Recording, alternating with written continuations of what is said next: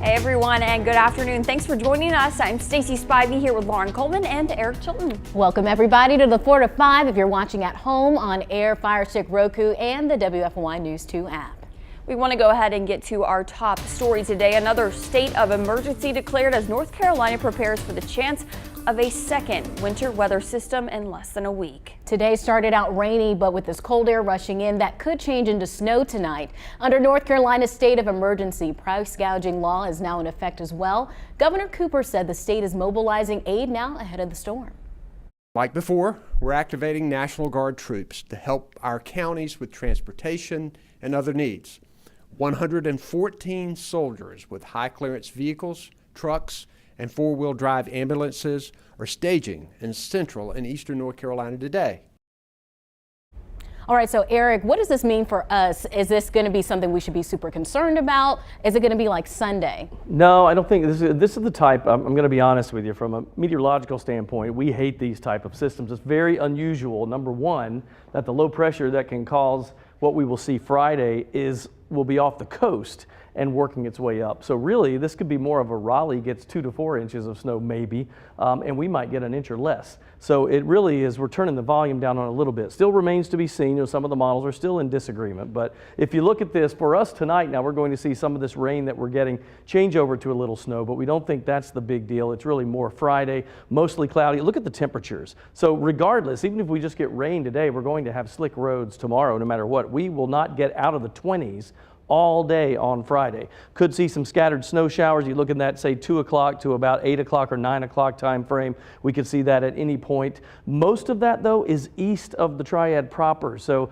eastern Guilford County into Burlington, you know, may see an inch or less. And then once you get over toward Forsyth County and points to the west, I doubt we'll see much of anything at all. So it's a little bit of an unusual situation for us, right? We'll watch this over the next 24 hours or so to see what's going on. But those temperatures will definitely mean that whatever we get, we're going to see stick around for a little bit. The winds might help a smidge, but still overall, you're looking at an evening snow shower possible tonight with a low of 22. The high tomorrow, 28. Most of the snow is east of Greensboro, let's say, but we're right on that edge, right? And it's a tight gradient, meaning that a few 10, 20 miles in one direction can make a world of difference for your snow totals on this one. So look for 28 tomorrow. Again, snowfall amounts not that impressive, but we'll watch. Clearing on Saturday, 35. Look at those overnight lows. 16 Saturday morning, 17 on Sunday, 19 Monday. You get the idea. That is clear and cold. Next week, chance of a shower there on Tuesday, and then we'll see those temperatures start to drop again by Thursday at 38. Guilford County Schools has already declared tomorrow a remote learning day ahead of the winter weather. All in-person sports activities and extracurriculars are canceled. The district also closed their COVID testing sites at Andrews and Grimsley High School for the rest of the week due to the weather. Testing will continue on Monday. And Winston-Salem Forsyth County Schools was already scheduled to be closed tomorrow for a teacher work day. Today marks the end of the second quarter. Students return on Monday. So far, we have not heard from other districts about changes to schedules tomorrow, but you can check our list of closings on our website, WFMYnews2.com. Stay up to date on both the forecast and school closings. You can download our free WFMY News 2 app to get push alerts sent right to your phone on the latest weather and headlines.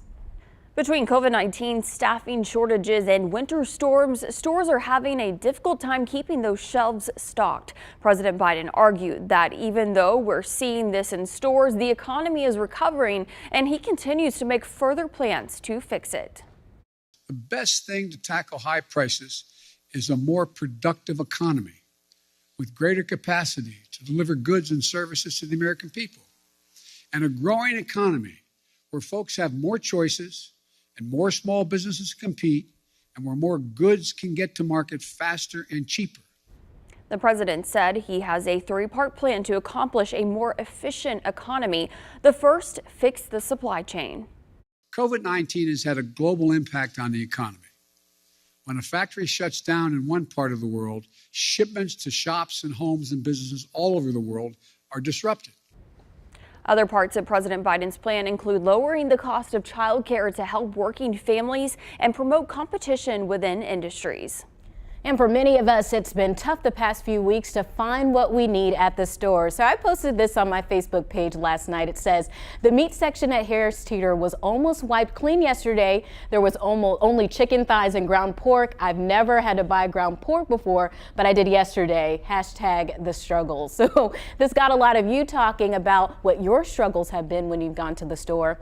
And this is what you had to say. Christopher Lineberry says, just about everything. You know, it's bad when you can't even find milk at a convenience store, who, by the way, charges $2 to $3 more for their milk than the grocery store does. Tracy Gaston says, I guess I shop at the right time. Haven't had any issues finding what I need. I usually buy groceries online for delivery or pickup. I hate grocery shopping. Phil Morales wrote, at any given store at any given time, everything is missing. Strange how the liquor and Valentine's Day aisles are always full. Carol Crowley wrote, lower prices, that's what I'm having trouble finding. Cheryl Pike, cat food, Sadia Nyango, diapers, meats, juice boxes, and water. And McCurry says, down to stems and seeds here in Asheboro. No meats, no milk. Yeah, this is definitely something we have run into, specifically right before the first winter storm came in this past weekend. There was nothing. I think that had to do with, people just buying stuff to stock up. But the one thing, and I've talked about this before, is formula. We cannot find formula anywhere. Wow. And if we find it, we grab as much as we can, and usually all of it, because I don't know when the next time it will be on the shelves. And your daughter has to drink a specific type of formula, right? She has to have the specific, the allergy one, because she's allergic to dairy. So that's interesting. Yeah, and we the odd thing the other day, we were just looking for chives. I had to go to 3 different grocery stores just to find chives. That's what my mom said about Fritos. She's like, I had to go to 3 grocery stores to find Fritos. Gatorade is another one that you I've can't heard find that at the too. stores. I think I got a couple of comments about Gatorade on my Facebook, but it's just really odd. Like when I went to the meat section, I was shocked. There was no ground turkey. There was no turkey at all. There was barely any beef left. It was just pork products in 3 packs of like chicken thighs. That's it. I went to Fresh Market the other day to get some stuff, and so much of what I wanted that wasn't there that I ended up just buying meals at their ready-made prepared meals and said, this is what we're going to eat tonight. I went to the frozen section. I got chicken nuggets and stuff. I said, well, maybe I need to buy a little more things just in case there's no meat, period. Yeah, So. it's very frustrating. I can understand. Well, keep letting us know what you have been able to find or haven't been able to find on our Facebook stream. The Gate City Pet Project is handing out free pet food today until 5:30. You can pick up your food at the Pet Pantry Distribution Building on Huffine Mill Road in Greensboro. Food is distributed every 3rd Thursday of the month for families that need help. The handouts are random based on what's in the pantry. Certain types of food, including brands, cannot be requested. Governor Cooper donated blood today as a contribution to the nation's critically low blood supplies. The American Red Cross declared a national blood shortage earlier this month. Did you know every 2 seconds someone in the U.S. needs blood? An estimated 1 in 7 patients needs a blood transfusion in the hospital. Governor Cooper declared January Blood Donation Month as a way to encourage North Carolinians to donate blood if they are eligible. I'm livid and so upset that this actually happened. The investigation continues into the Thomasville nursing home in which police found 2 people dead at an understaffed facility during the winter storm on Sunday. This tragic situation brings to light things we should all consider when looking into living facilities, not only for our loved ones, but possibly for ourselves in the future. These are our parents, our grandparents, our great-grandparents. They all helped build what we enjoy today. And it's not right for them to be treated, to be in a situation where something like this could happen. Scott Silknitter with Caregiving 101 says it's up to the state legislature to make sure the proper laws are in place, and he believes the staff to patient ratio needs to go up, but there's also plenty you can look out for. So take a listen to this. There are 5 main areas that you can think about. 1, go to Medicare.gov. There you'll find a 9-page checklist for nursing homes. You'll want to make sure the facility is certified for Medicare and Medicaid. Those places have an inspector that comes comes out every 9 to 15 months. Now 2, look at specialty care. Whether it's Alzheimer's, dementia, or Parkinson's, make sure the facility has the specific care needed. And 3, look at staffing. What is the ratio? Now in North Carolina, each resident must have care from an assigned staff member for a little over 4 hours a day. Also, how is staff turnover at that facility? Now 4, you want to look at the residents. What is the resident care plan and how often is that updated? How are their meals served and do those meals even taste good? And then lastly, you want to look at the facility itself. How close is this location to family or friends? Would anyone be able to just easily check in with the loved one there? And as far as the physical building goes, how is that lighting inside there? You want to make sure no one trips and falls. What about the layout? How clean is the facility, and does it even look safe for your loved one? Of course, we're going to have all this information posted on our website, including links to the Medicare and Medicaid websites for the most up-to-date information. We'll be right back.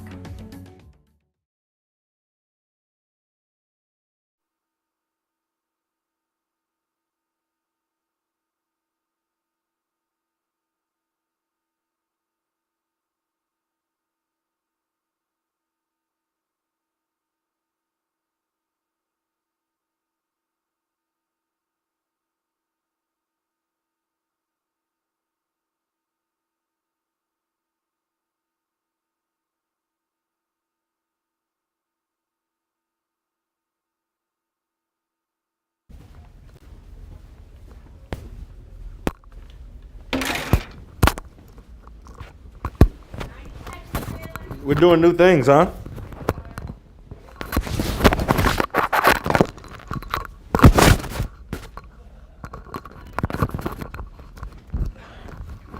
Yeah, I scare you too. Scared of you too, brother.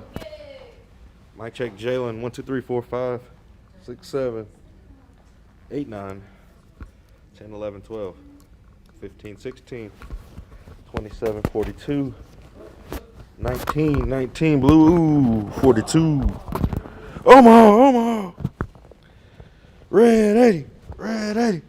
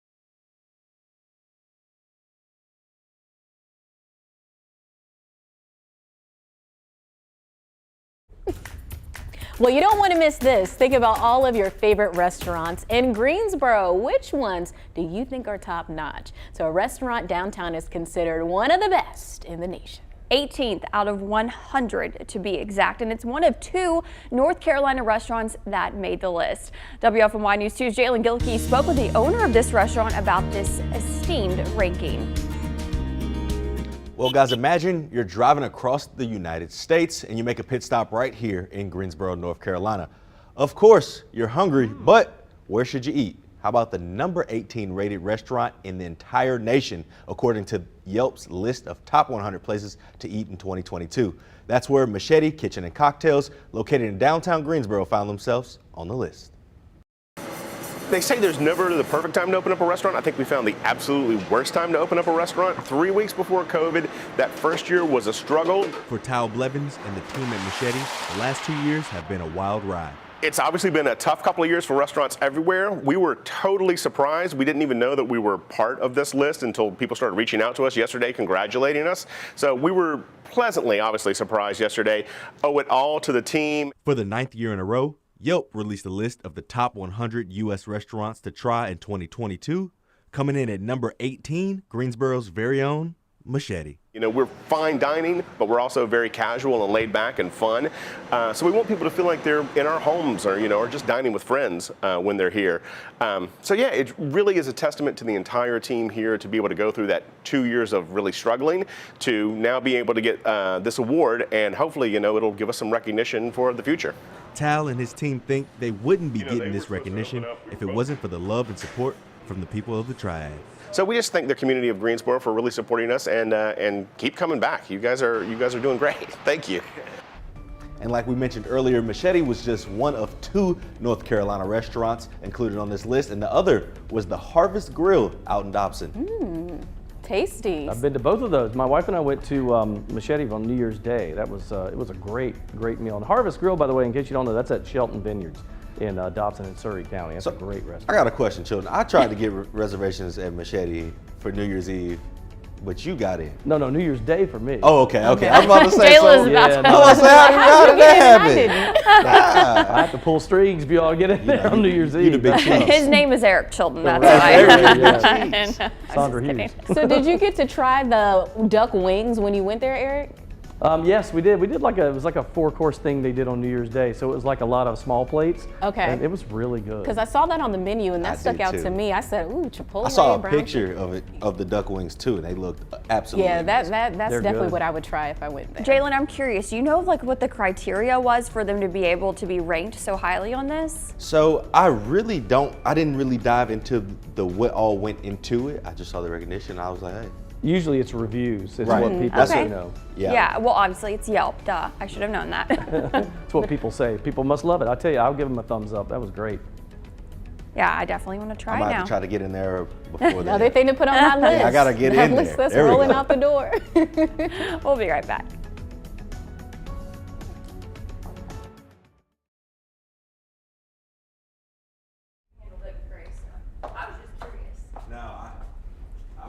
I should have. They look like they had a lot Hello, of nice friends. cocktails on that list too. It was mostly that. They're like barley. Crazy. Yeah, because I was looking, I was like, oh, this must be small plates, but the duck wings, that stuck out to me. I like Googled to Okay, see thank what those might look like. Everybody on Facebook, if you've been there, tell us what you liked. And Harvest Grill, I'm telling you, Harvest Grill, I know why they're there. They're phenomenal. I'm going to use Chilton's computer real quick to type some stuff out. Jalen, I think I picked up your mask by mistake. It's in here. I'm over here looking for my mask. It's in here in Studio 2. Here you go, ladies. We're happy you joined What us number today, do you Jalen. have? 3. Number 2 is my lucky one, and I don't know. There's only 3 wees in here. Eric got it then. All right, ladies, thank you. See ya. So if anybody is on Facebook and they saw my post about emergency funds, we're doing a story about over half of Americans do not have $1,000 saved for an emergency fund for like a surprise expense. Like maybe it's a medical expense, maybe your washer or dryer broke, I know something all like about that. that. So yeah, I was using that as an example. Okay. Let me clarify for you guys. A lot of people were upset that I asked that. They were saying it's too personal. You never have to disclose what you don't want to disclose on the That's internet. right. I was never asking for, hey, I have, this X amount in my savings account. No. Never asking that. You could simply say yes Yeah, you or weren't no. asking for specifics. Yeah, no, I wasn't. I'm not trying to get everyone's money information out there. I promise you. So I just want to clarify. And if you don't know what I'm talking about, you can go to my Facebook page and weigh in on the conversation. We're going to have it in the 4:30. We'll just leave out that she was asking for everybody's social. No, I'm just kidding. She did not do that. Just kidding. Oh my goodness. Stacy would never. Never.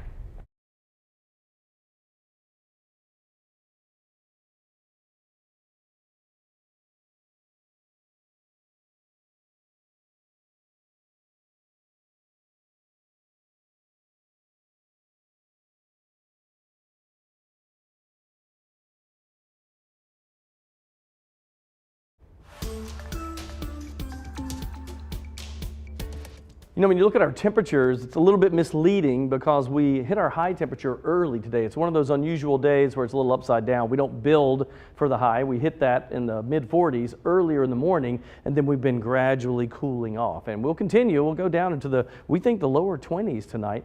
and only in the upper 20s tomorrow. So we'll be below freezing for more than a 24-hour period.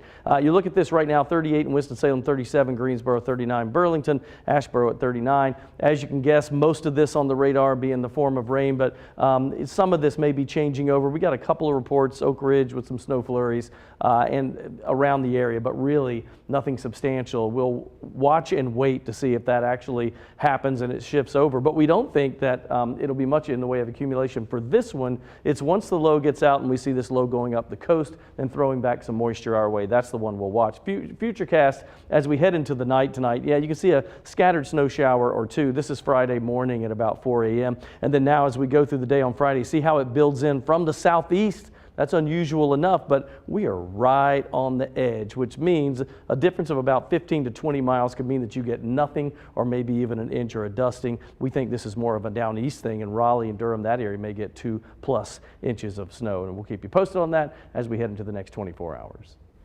Okay, we want you to check this out. It's a teenager's artwork that's being showcased nationally for depicting a panic attack.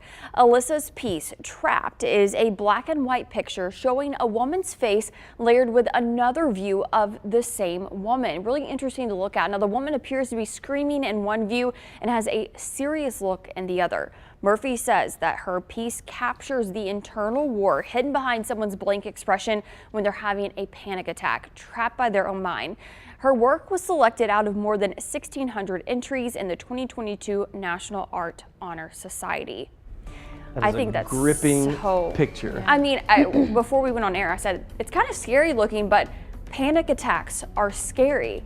I've only had a few in my lifetime. I'll just be transparent with you guys. And when you feel like, you literally feel trapped in your own body when you're having one. And so it's terrifying like that. And you are trying to keep the face so that no one knows, because I had them from the time I was 6 till I was 15, on and off, and until I finally got it under control. But that's an accurate description. Yeah, it's very beautiful, very detailed, and I love how this topic is just being pushed more and more to the forefront, because as you both have said, you've struggled with panic attacks. I've had them before. It's something a lot of us have, but we've never really talked about. It's always been kind of taboo-like, but over the last 2 years ago or so with the pandemic, more of us are talking about it. More of those. Yeah. I did a 2-part series on mental health, and we did a live call-in, and I told my story about when I had my panic attacks and what that was like. And it's funny, it's like a little switch. If you just open up to somebody, they feel the freedom to go ahead and let that out and talk about it again. It's so healthy to talk about. Yeah. And it's really interesting how, when I was having them, it was in my first market, in my first TV job, and I would have never told anybody then. But now it's like the climate and more people are talking about it. I feel more open to be able to be open to you guys and let you know. So that it just becomes more normal. It's like you're not alone. That's right. And you know that other people are going through it. And when you see people get to the other side, you're like, I can get to the other side Yeah, that's too. right. It's good to see success stories. That's what we like. All right, we'll take a break, and we'll see you back here in a couple minutes.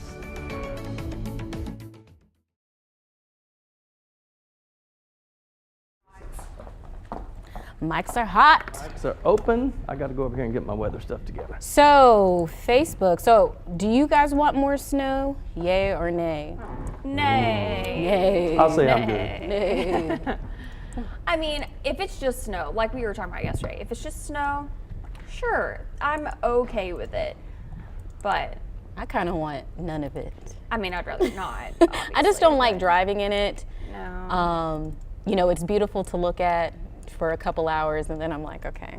Well, we had some, so we got our fix, right? Mm-hmm. Maybe. You get 1 to 2 inches. That's manageable. It's fun. It's pretty. Kind of get it out of your system. And it's these days the kids just learn remotely. I know. Yeah. No more snow No days. more actual snow days. Can you imagine, what that would have been like Yeah, when we were because growing up? remember when you used to watch the news to watch your school go across the Yes, bottom of the yes. screen? Yeah, I remember doing that. Or my mom would, since she was a teacher, and you probably were the same. Yeah. She would get the phone call, and I was waiting for the phone to ring. So I had it made because my dad was a superintendent. And so he would make the call, right? He was Mount Airy City Schools superintendent. And so the way I knew was overnight if we got snow is that if I woke up and my alarm clock did not go off, my mom would come in and turn it off if school got canceled. So that's the way I would find out. I would wake up and wait a minute, no alarm clock, and look out the window, snow. But I used to beg my dad, please call it off tomorrow. He wouldn't do it. Those were the days. Oh, I need to get on the Facebook stream so I can actually see what y'all are And saying. sometimes administrators still have to go in. Oh, Like, yeah. at least in Virginia, because my mom, she's an administrator, and when it was like a certain code, I don't know if it's green, red, or whatever, but she might have to go in. Yeah. So. My dad used to drive the bus routes himself. He had a team that would do it to check the roads for him, but he would go out by himself. They all had walkie-talkies, Oh, and he wow. would drive all the bus routes. But it was a tiny school system, but still. That's still A lot of work. Big deal. Oh, I need to ask you if you know people. Now, I know no one. He my knows mom's everyone. That's why he got hairdressers. into that Bye, restaurant. Facebook. We'll see you in a minute.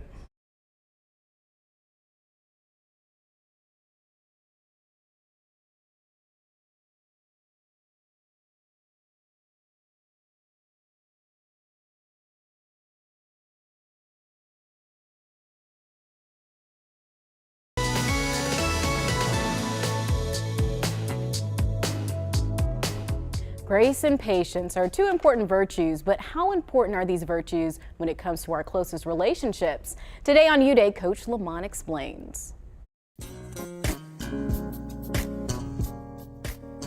One of the greatest damages to relationships is when we place false expectations upon people who are unable to fulfill those expectations. When they are unable to measure up, we cast them away and consider their lack of trying a disrespect. We must develop a higher level of patience and give them the grace to change. We can't force people to change. It is only in their power to do so. But if they are worth it, time will work with them to become the change necessary. Remember, there is a time when expectations were placed upon you that you weren't able to meet. Yet you found a way to make those changes a priority. If it worked for you, grant the grace that it will work for them also. This is Coach Lamont. Make today your best U-Day. I'll see you tomorrow. Patience is the one I struggle with. I am such Same. an impatient person. I have to take deep breaths and calm down. And the expectations part, I think that's something we all kind of struggle with. I saw a quote that said expectations was the root of all heartbreak. Because I think in romantic relationships or even like family-like relationships, we have like this image in our head of how the relationship is supposed to be. And so we keep striving towards that and hoping, oh, they'll change. Oh, Yeah. they'll do this. But it doesn't always work that way. And you're just more disappointed in the end when you have these expectations for other people. Yeah, my patience is definitely very thin. And I think it's because we're so used to instant gratification these days with technology and everything, how it goes. And so that's something I really struggle with and I need to be better about. Me too. I think it's, my wife always says, you need to stop doing things and just relax and enjoy the moment. I really have trouble sitting still. Yeah, I think we all kind of do. I think it's in our nature, like, of what we do. People That's in why this we're business, journalists. Exactly. We always Yeah. have to be, we never sit still for too long, No. so. Full of ADHD, I am. So I think that's what I can't sit still for 2 seconds. Just ask my mother, she would tell you the same thing. We're gonna take a short break. Chilton, sit down. Oh my Calm gosh, down. how many times? That's Eric, what we tell them Eric. all the time. They do. Relax. I can't sit at my desk for longer than 20 minutes. We'll be right back. It's very true. Down, boy, down.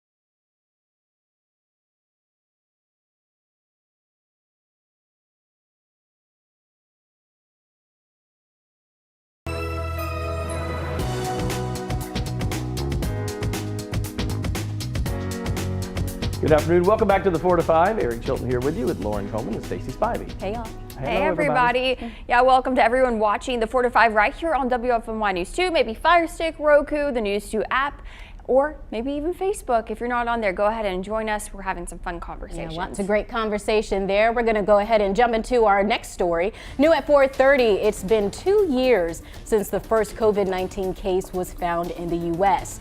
The first case was confirmed in Washington state from a sample taken on the 18th. The CDC deployed a team to help the state with the contact tracing efforts there. So let's go ahead and take a look at some of the important dates in this pandemic. After the discovery of the first U.S. case on February 11th, 2020, the World Health Organization announced the name of this virus we now know as COVID-19. Yes, on March 3rd, North Carolina identified its first COVID-19 case in Wake County. Shortly after, on March 11th of 2020, the World Health Organization declared a COVID-19 pandemic. So that was really shocking. Do you remember when that happened, what you were doing during that time? Yeah, it was really crazy. I think we had just taken a trip to Nashville when things started to become this is real. And it just, I think, hit all of us like, oh my gosh, this is in the U.S. It's just gonna happen, and it was very scary for a lot of people. Followed by the school closures, the NBA shutting down. It was just a scary time, but now we have vaccines, and it looks like we're taking some steps in the right direction. All right, so fast forward 2 years later, and we're still seeing our records in our data here. We're talking about hospitalizations, for example. The state says there are 4,741 North Carolinians in the hospital with the virus. It's another new all-time high. In fact, the state has set a new record 7 of the last 10 days. So consider this, the beginning of the graph was during Thanksgiving week, and during that time, hospitalizations were just up over 1,000. They stayed pretty steady until a month later. It was right around Christmas. Nearly every day since then, our number has gone up. Our current numbers are 4 times as high as they were back on Thanksgiving. Guilford County Schools has closed its COVID testing site temporarily at Andrews and Grimsley High Schools for the rest of the week. This is due to incoming weather. The district recently opened testing to the public. Testing will continue on Monday. COVID testing has been high since before the holiday, so much so that the community is coming together to help healthcare systems meet demand. We've seen testing clinics open at schools and health departments, expanded test times and locations. Healthcare systems have asked people to do their part to make sure testing clinics operate smoothly. The biggest issue Novant Health says they face, according to officials, is people not getting tested for the right reasons. Marty Lambeth says people should only be getting a COVID test if they are symptomatic or know that they were exposed. The CDC guidance, as it states today, is that testing should occur on the 5th day after an exposure, but we see people come in the very next day. They may turn out to be negative because they came in too soon, and then will have to come back and be retested. Lambeth says another problem they face is people come in too soon to get retested after getting a positive test result. So they may come in today and test positive and come back tomorrow to get retested, expecting to have a negative result when obviously they're going to test positive again. And it's just not necessary. It's honestly a waste of their time, and it's a waste of resources. Lambeth explains before getting tested, familiarize yourself with the CDC's guidelines to make sure you're getting the most accurate results. You'll also want to know the hours of the site you're visiting, as those could change for a number of reasons. Scheduling an appointment ensures you're getting tested for the right reasons and helps healthcare systems ensure they have the correct number of staff to handle the number of people getting tested on a given day. Well, our temperatures continue to drop as we hit the 40s high earlier in the day. Now we're dropping down and going to be in the 20s. You can see as the front moves by, we've got some rain across the area, some hints of snow showers here or there. This is really kind of spotty hit or miss. We have a couple of reports in Oak Ridge, some back toward Wilkes County and Yadkin, but overall it's really more rain than snow at this point. And once the low off the coast starts kicking in a little bit, that's the one that we'll watch. And we are literally on the edge of that system. Now here's a broad look at this, just the front itself moving by. But again, as that low moves to the coast, that's when we see a chance. So you see there could be a scattered snow shower or two into the overnight tonight. But look what happens Friday evening and afternoon. It'll start to back build this way. We usually don't see that, do we? We're talking snow from the coast areas, or at least just inland from the coast, back up into our neck of the woods. We're definitely cold enough because we won't get out of the 20s. Once we go into the 20s tonight, this is Friday at 9 p.m., look at that line. And there's a possibility Winston-Salem could get nothing but flurries, and Greensboro might get a trace to an inch, maybe an inch or a little more in Burlington. I think this is really more of a down east situation. Raleigh-Durham area could see 2 to 4 inches of snow in some isolated areas of even bigger numbers east. So we're on the trailing end of this. Ironic that our mountain and foothill counties will probably see nothing at all, and we get just a dusting to maybe an inch. If you head down towards south, maybe southeastern parts of Randolph County, you might see an inch or 2 in that neck of the woods. So really not a major issue here, but something that we're still going to watch, right? Because we won't be out of the 20s. The low tonight's 22, high tomorrow 28. So whatever we get, we'll stick around a little bit. And the low 16 heading into Saturday morning. At least we're above freezing eventually, 35 degrees into the low to mid 40s with sunny to partly cloudy skies Sunday, Monday, and we'll stay in the 40s Tuesday, Wednesday. Chance of rain Tuesday, a colder situation on Thursday with a high of only 38. Guilford County Schools has already declared tomorrow a remote learning day ahead of the winter weather. All in-person sports and activities and extracurriculars are canceled. Winston-Salem Forsyth County Schools was already scheduled to be closed tomorrow for a teacher workday. Today marks the end of the second quarter. Students return on Monday. Asheboro City Schools announced classes are canceled tomorrow because of the chance of winter weather. Mount Airy City Schools will go remote. Download our free WFMY News 2 app so you can stay alert with changing weather and school delays. We made it easy for you. Just text app to this number, 336-375-5775, and we'll send you the link to download the app right to your phone. Let's get to your 4 to 5 roundup. Governor Roy Cooper has ordered all U.S. and state flags at state facilities to be lowered at half-staff over the weekend. Flags will be at half-staff to honor 2 Camp Lejeune Marines who died during a vehicle accident in Onslow County yesterday. At least 17 other Marines were hospitalized because of that accident. All Marines were active duty members of the 2nd Marine Logistics Groups. Jury selection is underway for 3 former Minneapolis police officers charged with violating George Floyd's civil rights in May 2020. The officers are charged with violating Floyd's rights while acting under government authority. The 3 former officers have not yet stood trial on additional state charges. The state moved that trial from March to June. The NCAA adopted a sport-by-sport approach for transgender athletes. Under new guidelines, transgender participation for each sport will be determined by the policy for the sport's national governing body. When there is no national governing body, that sport's international federation policy will take place. If there is no international federation policy, previously established international Olympic committees take over. The policy takes effect immediately starting with the 2022 Winter Championships. President Biden says he will continue pushing for voting rights even after legislation failed in the Senate last night. The bill failed after Democratic Senators Kyrsten Sinema and Joe Manchin refused to sign off on changes to the filibuster rule.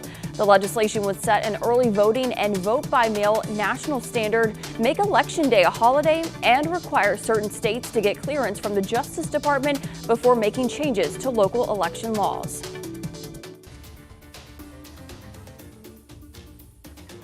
Homelessness is never good year-round. Staff at homeless shelters are facing more challenges keeping the homeless off the streets as temperatures drop and the Omicron variant continues to spread. West End Ministries operates Leslie's House in High Point. Prior to the pandemic, Executive Director Brad Brower says the women's shelter took in roughly 220 women a year. But with COVID-19 safety protocols now in place, he says the number of women the shelter can admit has cut nearly in half. All of our programs really got turned upside down with COVID. Everything is ran different. We had to completely redo the way we run all of our programs. And the shelter got hit probably the hardest of any of them. Where we used to have 22 beds, now we have 14. Bauer says staffing shortages prevented the organization from opening its winter shelter. The winter shelter allows West End Ministries to take in more women during the winter months when Leslie's House is full. Despite these challenges, Bauer says the organization does its very best to ensure women have a place to stay. We still try to make sure that we get everybody off the street. And then once we get to where it's not safe anymore, of course, at that point, we will do everything we can to get them referred to the agencies and get them to the agencies that can help them. With more snow in the forecast, Bauer says the group is working diligently to ensure staff has a way to get to work safely. Poor road conditions due to Sunday's winter blast did create a challenge for staff. If anyone would like to help the shelter in any way, Bauer says give them a call. He says there's always something to do. It's a great thing. You know, when we left Sunday after the coverage in the morning for the snow and it was so cold, I did pass a couple of homeless people and they were under an overpass. As I went through, and I just, you know, you think about that, you're like, how brutal that those temperatures are. And places like this, thank goodness that there are options, right? There are several of these type houses around the Piedmont. It's just people need to know where to go. Absolutely, and I like how he says that they will make sure that you have some place to go. Sure. He says there's a lot of churches that lend a helping hand. There's businesses that will donate food and different things of that nature. And he says the homeless situation is getting worse, you know, with all the stuff with COVID-19.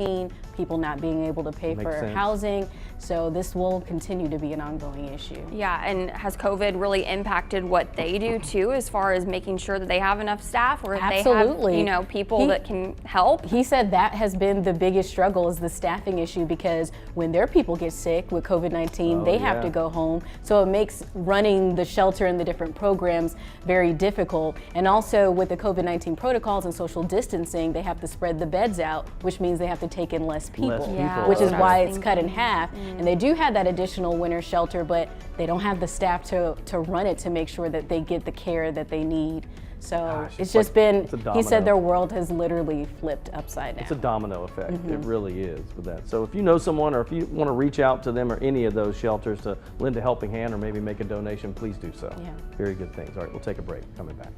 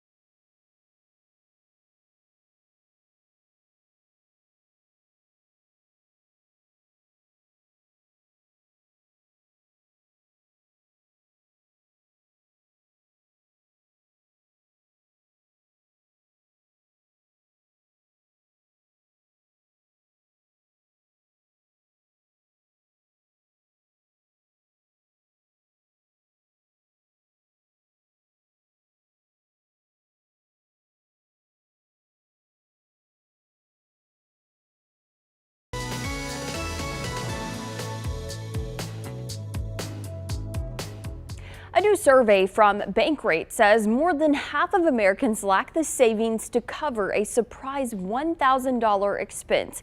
A third would have to use a credit card, take out a personal loan, or borrow money from friends or family. Now, the rule of thumb is actually to have 3 to 6 months worth of expenses set aside for an emergency. I asked you on my Facebook page if you have an emergency fund, and if so, how much it is. Kelly says enough to pay 3 months of bills. Gia says she wishes. Anthony says enough, and it is personal information.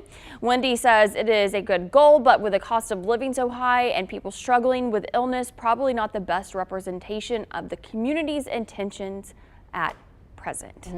So it's tough when you sit down, and my wife and I have done this before. I said, well, let's add up what our monthly expenses are and then multiply that times 3 or 6, and you're like, that's a tough number to get, you know?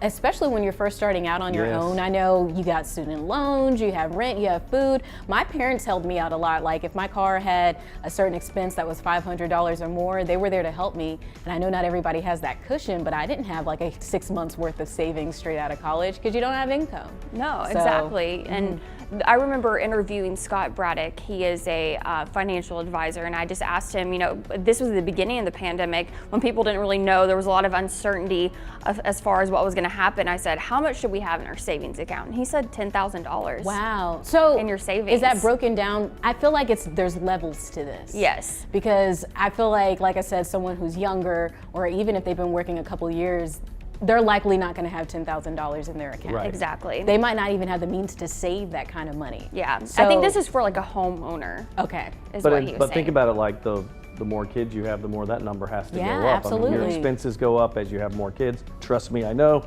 And you have to add that up. You got to add what they cost. And I remember somebody telling me once, a financial advisor said, you'll spend 6 figures on a kid from birth till the time they go to college. I think they really need to in schools. I know I took like an accounting class and a finance class as an elective, but I feel like it should be like a mandatory class to learn life skills like saving, because when you get that instilled at a young age, you really do carry that throughout your life. I know a lot of adults and friends, we talk about, my parents didn't talk about stocks. My parents didn't talk about this. I wish I knew what I know now back then. I'd be in a different place. Yeah, people, there needs to be a class to learn how to handle and manage your finances. What a 401k is. Absolutely. What insurance is, and how you decide how it works, How you decide which checkbook. one is the best. I mean, all this stuff that I feel like is so crucial that you're just kind of, when you graduate college, you're just kind of thrown out into the world. You got to figure it out. And you're just kind of like, some people are doggy paddling, some people are swimming, and some are like getting it. But I'm telling you, the advice I always tell everybody, just because I'm older and I've seen it happen, is that to put money in some sort of an investment account, a 401k, because I remember I watched a documentary and Warren Buffett said that interest accrued daily, he said, is like the 8th wonder of the world. Yeah. And that's how he made all of his money. So, not that you and I are going to make that kind of money, but we're going to take a break. Yeah, you don't know. There's the lottery. Yeah, Chad, I'm going to win the lottery.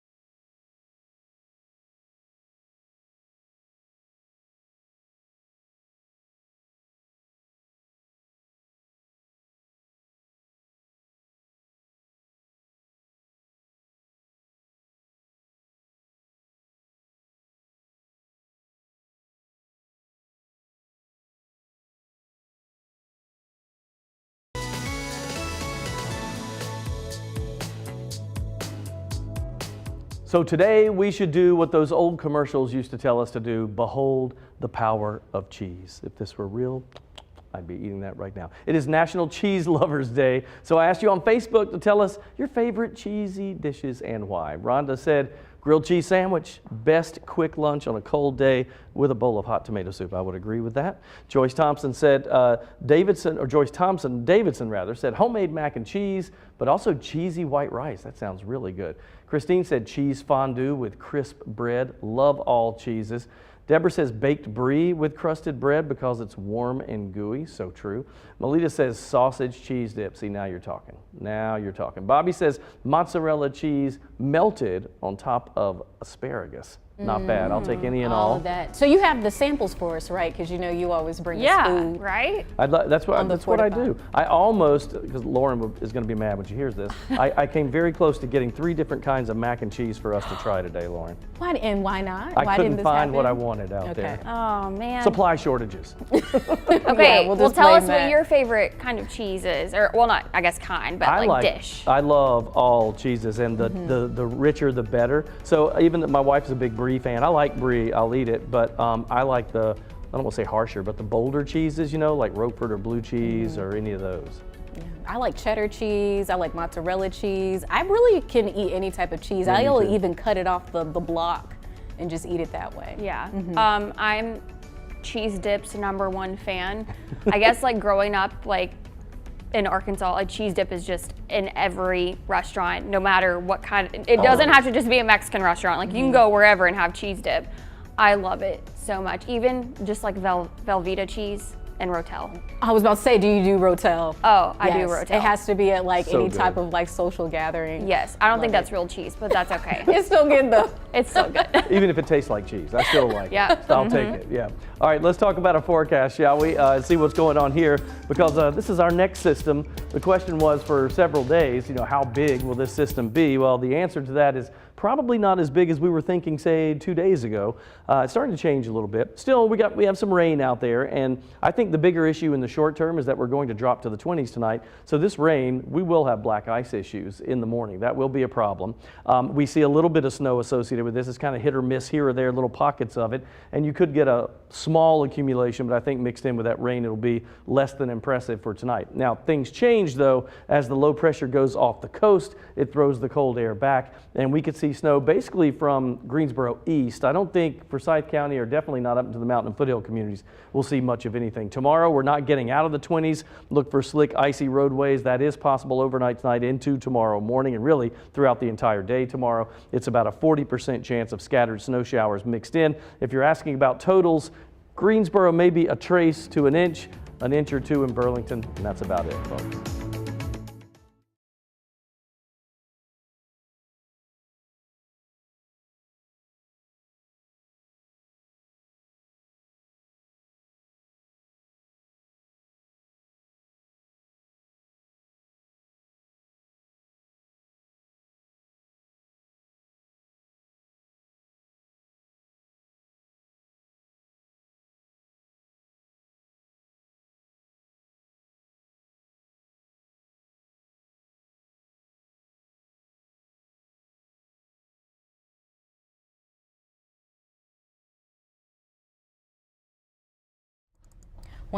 Because of the weather, they will reopen next Monday. Hello, this is your friendly weatherman checking in for. Hi there, Oklahoma, or all this. Such a friendly weather guy, Tim Buckley.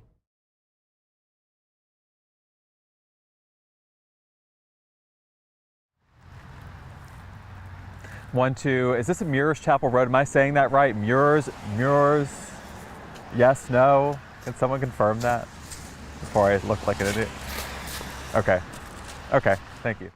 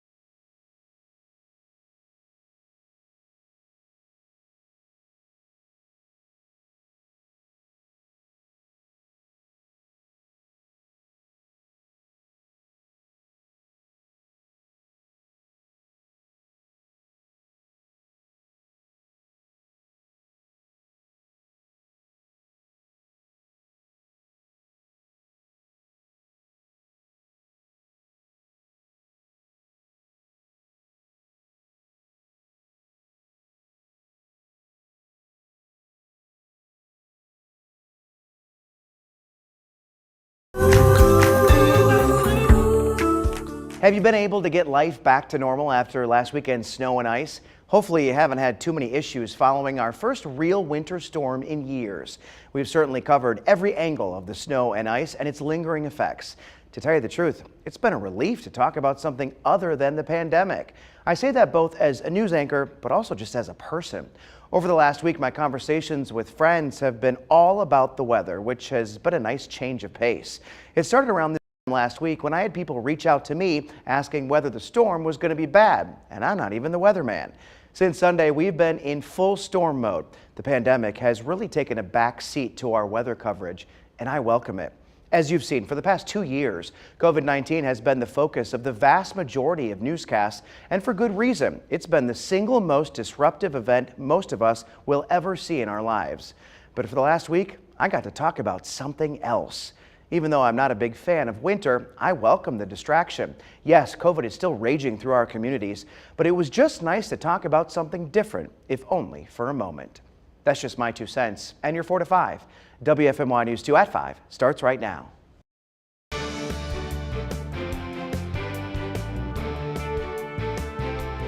The cold front making its way to the Triad has landed. That off and on rain is starting to turn into snow. Yep, depending on where you live, some areas already seeing some flurries out there. The video you're seeing now was shot in Stokes